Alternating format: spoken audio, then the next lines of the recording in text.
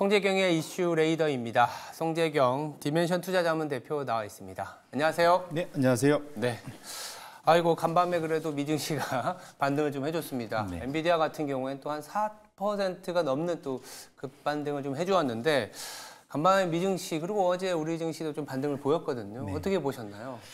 예, 일단 그나마 다행이다. 그렇죠. 예, 그리고 제가 아마 어제 나와서도 기술적 반등 충분히 줄 수 있다 말씀드렸는데 생각보다 빨리 시작이 돼서 다행스럽다 말씀을 드리는데요. 네. 다만 이게 전체 빠진 구간에 비해서는 대표적으로 엔비디아 금요일에 10% 빠지고 어제 4% 정도 올랐지 않습니까? 그래서 이게 이제 충분히 그러니까 그 사이에 밀렸던 것들을 완전히 회복한 것은 아니라서 아직은 이제 추세적인 반등이라고 얘기하기에는 어제 하루만 보기에는 그렇죠.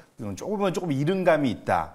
적어도 이번 주 내에 그 사이 밀렸던 것을 어느 정도 회복해내야지 기존의 이제 추세적인 우상향이 다시 복귀했다라고 말할 수 있는 그 수준으로 돌아갈 수 있을 거다. 그래서 아직은 완전히 그런 경계의 그 끈을 놓기는 조금은 이른 감이 있는. 그래서 이번 주도 열심히 좀 잘 지켜보실 필요가 있겠다 말씀드립니다. 지난주에 워낙 급락, 약간 폭락까지 표현할 수도 있는 상황인데 급락세가 나오다 보니까 주 초반에 조금 이제 반등이 나와주긴 했는데 이게 급락했었던 원인들이 아직 확실하게 이제 해결된 건 아니고 그것들이 좀 약간의 이 변동성을 잡아가는 이번 주 내내 사실 이런 약간의 옥신각신하는 흐름들이 이루어지지 않을까라는 생각이 들고 있습니다. 그렇다면 이제 전체적인 시장을 또 조망해 보기 위해서는 여러 이슈들을 좀 챙겨봐야 되는데 대표님이 이제 우선적으로 갖고 온 이 데이터가 저도 최근에 많이 지금 관심을 갖고 있는 게 미국의 이제 노랜딩 시나리오입니다. 이것 때문에 사실은 또 연준의 금리 인하가 뒤로 밀리고 빅테크 기업들의 실적보다는 변동성이 좀 생기는 과정이었지 않습니까? 거의 지금 연착륙이 아니라 정말 무착륙, 랜딩이 없는 상황으로 가고 있는 것 같습니다. 이 부분은 또 어떻게 우리가 봐야 될까요? 이게 이제 그러니까 무착륙이라는 것은 이제 연착륙이라는 거는 서서히 내려오는 부드럽게 내려오는 그런 그림을 이제 이렇게 비행기의 그런 운항하는 스타일로 이제 비교를 하는 건데 비유를 무착륙이란 거는 그러니까 소위 하강하는 게 아니라 우상향으로 지속적으로 경기가 가는. 좋게 말하면 강세고 나쁘게 말하면 좀 걱정 섞이면 과열입니다. 과열. 근데 어쨌거나 이제 무착륙이 당장은 지금 좋은 상황이기 때문에 경제에는 굿뉴스, 호재고 반면에 이것이 자산 시장에는 거꾸로 말하면 오히려 악재가 되는 아이러니가 좀 벌어지고 있다 이렇게 말씀드리고 싶은데요.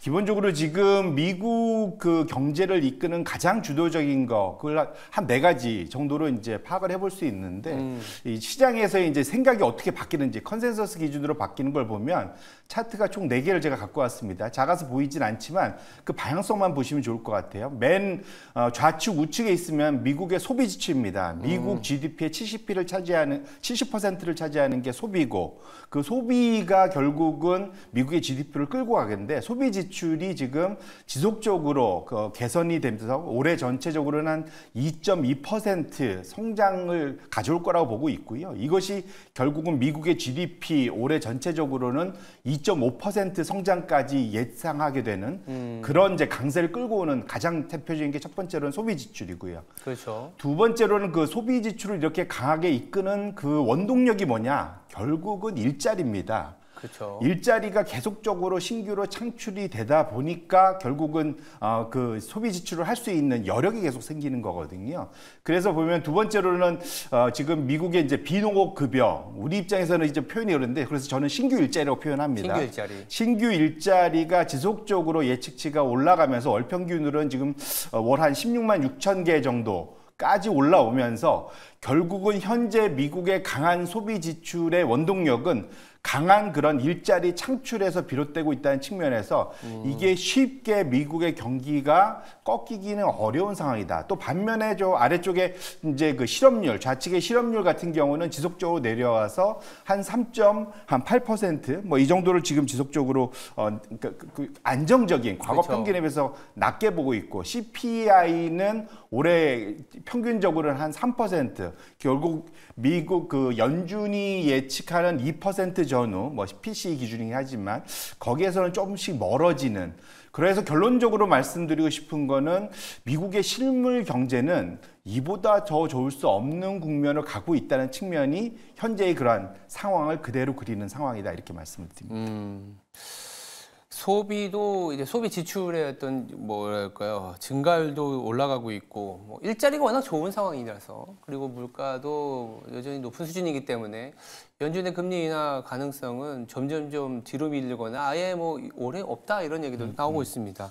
그렇다면 지금 미국은 경기 침체 확률은 그러면 사라졌다 이렇게 봐도 되는 건가요? 이게 이제 지금 설왕설래가 많은데요. 일단은 그 경기 침체, 그 소위 비관론자들은 지난 3년간 완전히 이제 늑대 소년들이 돼 있습니다. 온다 했다가 예, 지금 다 이제 다 포기했죠. 그렇죠. 소위 이제 그 사람들이 추정하는 그러한 그 이코노미스트들이 추정하는 경기 침체 확률은 상당히 낮아져 있는 반면에 네. 소위 이제 기계적으로 계산한 대표적인 게 장단기 금리 차를 가지고 미국 연은이 침체를 예측하는 그런 게 있습니다. 예. 이게 이제 미국의 10년물 금리 대비 최근 3개월 금리가 더 높으면 침체 확률이 점점 높아지는 거죠. 그래서 지금 뉴욕 연은의 침체 예측 확률로 보면 향후 12개월 내에 침체가 올 확률은 거의 6%, 60%에 가까운 60%. 상당히 높은 거죠. 결국은 단기 금리가 지금 장기 금리에 비해서 여전히 지금 높은 지금 2년물 금리가 어제 기준으로 5%를 넘어섰지 않습니까? 맞아요. 이런 상황이 되다 보면 이런 상황이 그런 고금리가 지속적으로 유지가 되다 보면 시장 경제에 상당히 불안 요인으로 작용을 하고 비용이 증가하는 거잖아요. 그래서 네. 이런 것들이 전반적으로 시장의 유동성을 좀 갉아먹고 이런 것들이 결국은 지나놓고 보면 침체로 올 수밖에 없다라는 것에 대해서 이 뉴욕 연은의 침체 모형이 얘기하는 거고요. 이제 사실은 이게 앞서 말씀드린 대로 이 무착륙이 왜 사람들이 걱정을 하느냐, 자본시장엔 왜 걱정이 되느냐, 결국은 무착륙 때문에 연준이 금리 인하를 한두 해 밖에 예상을 못하거나 아예 올해 안 하거나 좀 더 심하면 최근 들어서는 금리 인상 얘기까지 나오고 있습니다. 그렇죠. 그러면 결국은 이 모든 것이 아까 봤던 미국의 그러한 그 침체 확률을 높이는 장단기 금리차 확대가 지속될 수밖에 없기 때문에 실물 경기에 좋은 소식은 우리 자본시장에는 그렇게 썩 좋은 소식은 아닐 수 있다라는 게 첫 번째고요.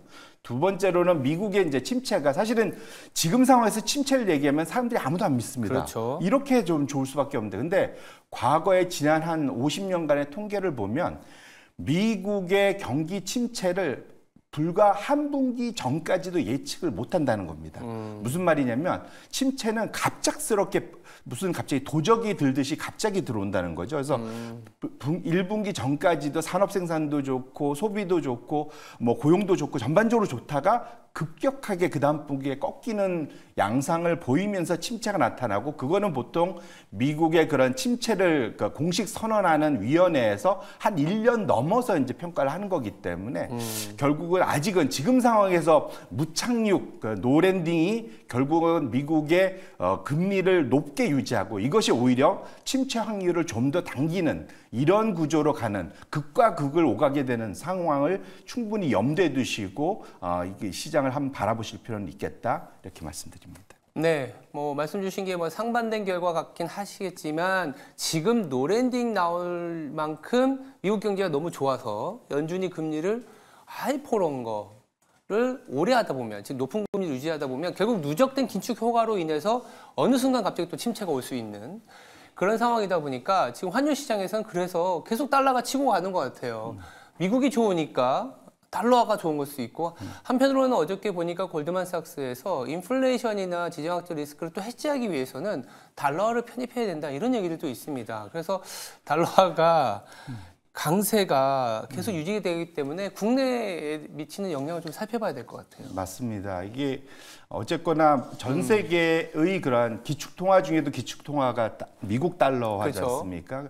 전 세계 그 거래의 한 70% 이상, 그렇죠. 그다음에 자산 축적하는 중앙은행의 대부분 그 리저브의 한 60% 이상이 다 달러 표시화 채권으로 유지가 되고 있는데 예. 문제는 강달러가 지속이 되면 나머지 국가들이 운신의 폭이 점점점 줄어든다. 수출 입장에서는 썩 좋아 보일 수 있는데 이게 이제 수입을 안 하고 수출을 하면은 소위 자국 통화, 강달러가 좋죠. 근데 어느 나라든 수입을 해서 수출을 하기 때문에 그렇게 놓고 보면 이것이 병주고 약주가 하는 상황이 된다 말씀을 드리고 싶고요. 앞에 그 미국의 무착륙 시나리오와 연결을 해서 보면 결국은 미국의 무착륙 시나리오는 경기가 강해지는 거는 미국 내의 그런 시장 금리를 끌어올릴 수밖에 없습니다. 그렇죠. 그래서 미국의 10년물 금리가 지금 어제 기준으로 다시 이제 4.6% 중반까지 올라가고 있죠.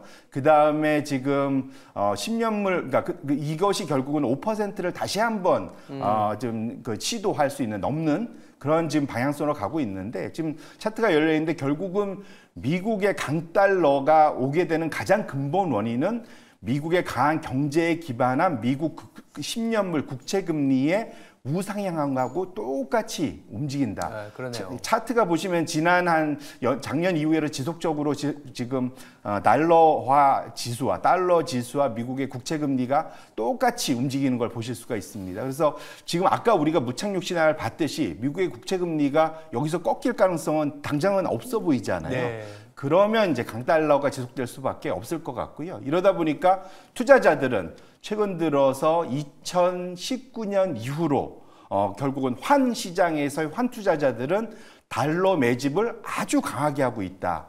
그것이 이제 결국 지금 현재 두 번째 포인트. 그래서 시장에서는 강달러를 지속적으로 아직도 강하게 배팅을 하고 있는 상황이다 이렇게 말씀드립니다. 그 배팅을 하고 있다라는 게 그러니까 뭐랄까요?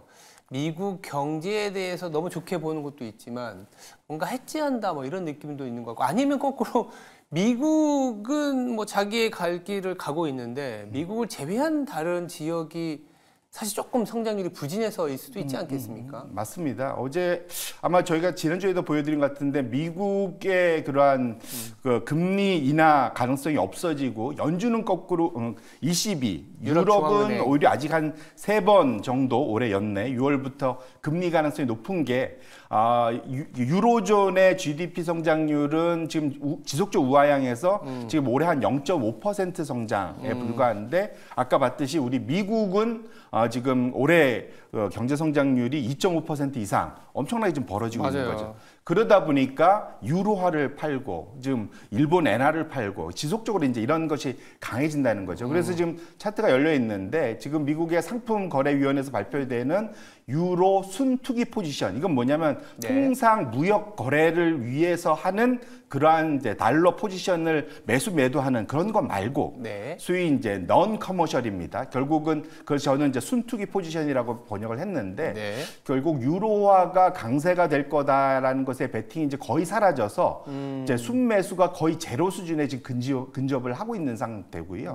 두 번째로는 이제 일본 엔화는 원래 순매도 포지션이 강했는데 지금도 더 심해지고 있습니다. 그래서 최근 들어서 이제 분위기들이 바뀌어갖고 150엔 정도, 달러당 150엔 정도를 바닥으로, 그러니까 지금 상향으로 봤었는데, 가치 기준으로. 근데 지금 상황은 이것이 155에서 158엔까지도 더 열어놔야 된다라는 얘기까지가 나오고 있습니다. 결론적으로는 강달러에 대해서 지속적으로 시장이 매팅을 하고 있는 상태이기 때문에 이 상황 자체가 지속적으로 유지가 될 거고요. 근데 과거에 강달러 기조가 있었을 때 결국은 특히 미국 시장, 그러니까 선진국 시장에서 미국 시장 나홀로가 좀 강세가 지속되고요. 반면에 대표적으로 우리나라가 속해 있는 신흥국 시장, 자본시장은 상대적으로 성과가 좀 부진한 측면이 유지가 됩니다. 그래서 지금 상황에서는 아직은 매크로 환경 자체가 결국은 그 미국 시장에 비해서는 우리나라 시장에 그렇게 우호적이지는 않고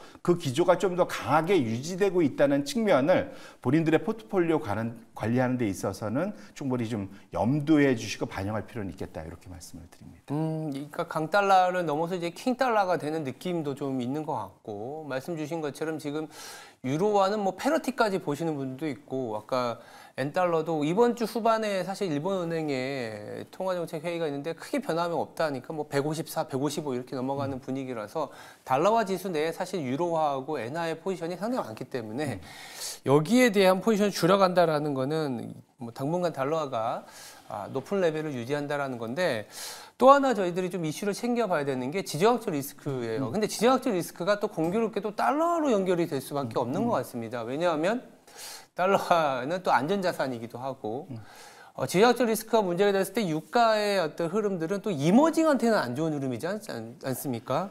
이게 지정학적 리스크는 지금은 좀 잠잠한데 다시 달러화를 또 강세화시키고 리스크 오프, 즉 위험 자산을 좀 파는 형태로 나타날 수도 있어서 한번 짚어볼 필요는 있을 것 같아요.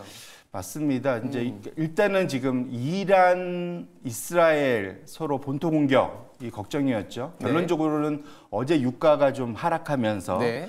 잠잠해진다, 좀 다행스럽다. 저도 다행스럽게 생각하는데 네. 이게 이제 과거의 흐름을 놓고 봤을 때는 이것의 시발이 어디였는지를 생각해보면 작년 10월에 있었던 이스라엘과 하마스, 팔레스타인과의 분쟁 격화가 시작이었습니다. 맞아요. 근데 지난 한 20여 년간 이팔 분쟁, 그러니까 이스라엘 팔레스타인 분쟁이 유가에 미쳤던 영향은 사실 별로 없었어요. 그래요? 왜냐하면 팔레스타인 자체가 상당히 좀 고립적인 섬 같은 나라이기 때문에 그런 측면에서 놓고 보면 이스라엘 팔레스타인을 공격한다고 다른 나라들이 거기에 참여를 해서 전체적으로 분쟁이 확산되는 상황은 한 번도 벌어지지 않았었기 때문에 그런 측면에서 보면 지금 차트가 열려 있지만 주요 분쟁 기간 총 6번입니다. 2000년, 2008년, 12, 14, 18, 21. 그리고 2번 똑같습니다. 흐름이 분쟁이 발생되기 전에 오히려 유가는 빠지고 그 이후에 소폭 오르지만 거의 그냥 그 보합 수준을 유지하는 그런 상황이었습니다. 그래서 결론적으로는 지금 팔레스타인과 이스라엘의 그런 분쟁 자체가 유가를 끌어올릴 확률은 상당히 지극히 낮은 상황이다 보셔야 될 것 같은데 다만 이것이 과거의 경험을 보면 이란과 이스라엘이 전면전으로 가면 상황이 좀 달라질 수 있다. 과거에는 없었잖아요. 그런 일이 없었는데 그러니까요. 유사한 흐름을 한번 체크를 해볼 수 있는 것이 이라크가 쿠웨이트를 본토 침공한 경우가 있습니다. 네. 1990년도 7월 초였고요. 네. 8월 초였고요. 그때 보시면 지금 차트가 열려 있는데 파란색 선이 1990년도의 그런 움직임입니다. 그래서 유가는 그때 불과 한 70일 만에 그러니까 이라크가 쿠웨이트를 본토 침공했을 때 유가는 거의 2배 올랐고요. 70일 만에. 미국 S&P 500은 70여일 만에 12% 이상 하락을 했었습니다. 그러네요. 결론적으로는 지금 상황에서 이스라엘 본격적으로 지금 다행스럽게 소강 상태지만 이란과 이스라엘의 두 양국가 간의 본격적인 전면전이 벌어진다면 결코 지금과 같은 그런 평안한 상황이 유지될 수 있다라고 예단하긴 상당히 이런 측면에서는 좀 조심할 필요가 있겠다 이렇게 말씀을 드립니다.